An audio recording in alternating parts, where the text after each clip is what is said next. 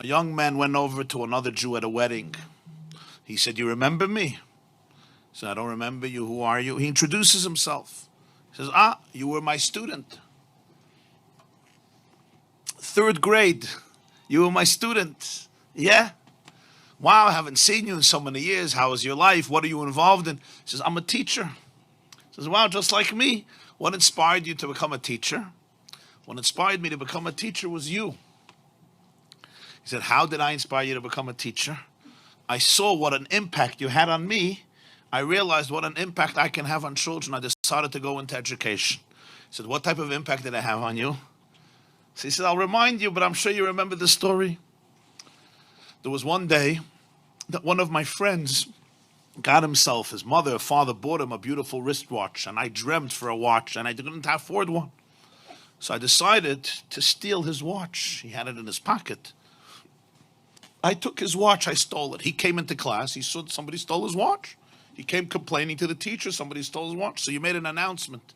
Whoever took this boy's watch, please return it." I was too embarrassed and I didn't want to return it, so I didn't return it.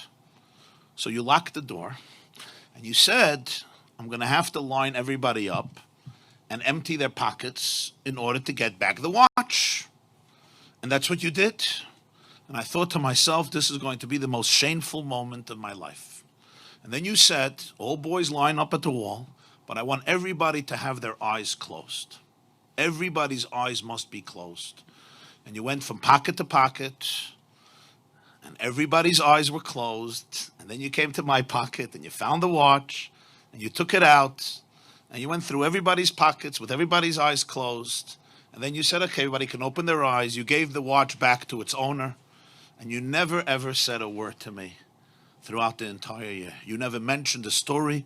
You never mentioned the episode. And when I thought to myself how you saved my dignity that day, instead of being stereotyped as a ganev, as a thief, as a shakran, as a liar, as a no-goodnik, as a despicable child, you really saved my soul. You saved my dignity. And you never mentioned a word, not only to anybody else, not only to the owner, but even to me. It happened, it's over. I understood the message. And when I looked at that, I saw it. I said, wow, this is what a teacher is. This is what a real educator is. This is what I want to do with my life. And therefore I went into education. The teacher is listening to him and he says, wow, that's amazing. That's really amazing. But he says, but Rebbe, you don't remember the story? Like when you see me and you hear my name, I'm sure you remember the story that I stole the watch and what you did, and you didn't want to embarrass me, so you had everybody's eyes closed. And I'm the person, he says, actually, I don't know. I wouldn't know. I wouldn't know the story. He says, why not? Like, it's a pretty dramatic story. He said, because I also closed my eyes.